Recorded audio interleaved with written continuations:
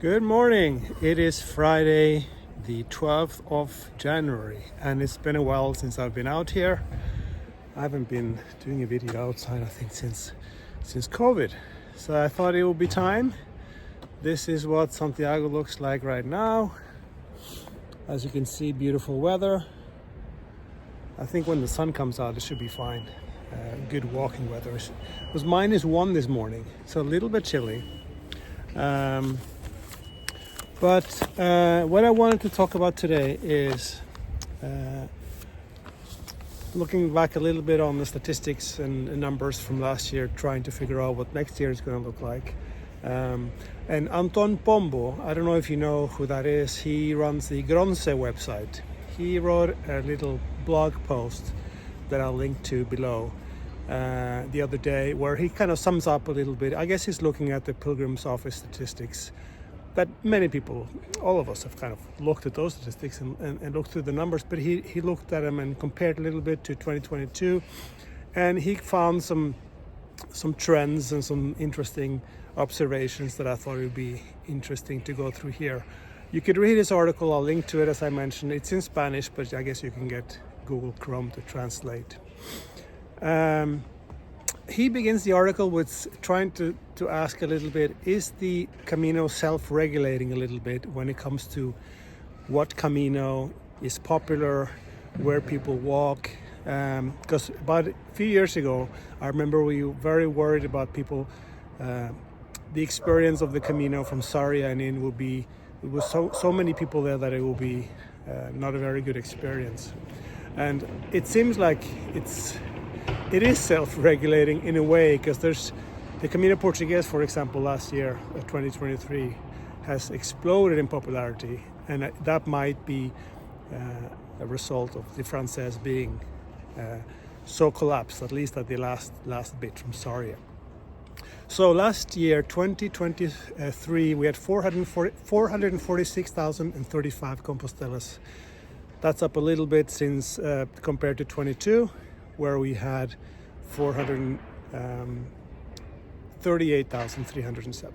Little bit up since 22. Which the surprising note there is that it's 2022 was a whole year, 23 was not. So it's supposed to go down, but it didn't. It went up, and that's the big surprise there, I guess. He also mentioned that the actual number of pilgrims, because a lot of pilgrims walk the Camino and they don't get the Compostela at the end.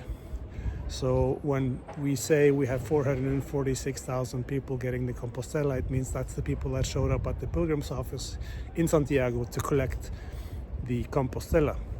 But many people walked the Camino and didn't show up at the Pilgrim's office and never got counted. So he's thinking maybe 600,000 might be a real number of actual people walking the trail last year, which is a lot. And actually I think it might not be way off, because a lot of people have walked the Camino now many times, and they would like the Compostela the first time, maybe the second time, the third and fourth time. It's not so important to them, and they may not care. So 600,000 might be a real number, I think. What about foreigners and Spaniards? 55% foreigners in 2023. Not too long ago, I remember it was a big deal, because it was like, the first time foreigners, there were more foreigners than Spaniards walking. That was not too long ago. And now we're up to 55%. And I think the trend continues that there's going to be more and more foreigners walking the Camino compared to Spaniards. 53% women walked Camino in 2023. The big month for where there were more women walkers than men was in September and May, which is typically the month when foreigners walk. Spaniards usually walk in August, usually, at least the big numbers. What about the various Caminos? So the Camino Frances, most pilgrims walked the Camino Frances in 2023, 49.7%. It's the first time the Camino Frances is dipping under 50% of all pilgrims in a year, 49.7. That's down 3.1% compared to 2022. Camino Portugues central route down 4.8%. The Camino Portugues por la Costa, the coastal route, up 72%. So if you join those two numbers together, so the Camino Portugues Central and Costa, that's about 31% of all pilgrims. And that is a big increase from what we have used to have seen before. So the big surprise really is the Camino Portugues and the big numbers that we've seen there. And if this trend continues, I think we could see that the Camino Portugues might actually take over for the Camino Frances as the most walked route. But we'll see if the trend continues. Via de la Plata, down 25%. Don't know really why that is. I mean, it's a long walk, and it's limited in the time frame where you can walk it, because it's in the middle of the summer it might be too warm walking so far south.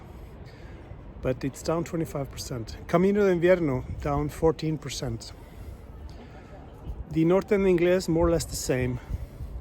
And when it comes to where does pilgrim come from outside of Spain, we have the US as the number one country outside of Spain, and Indonesia it's on its way up.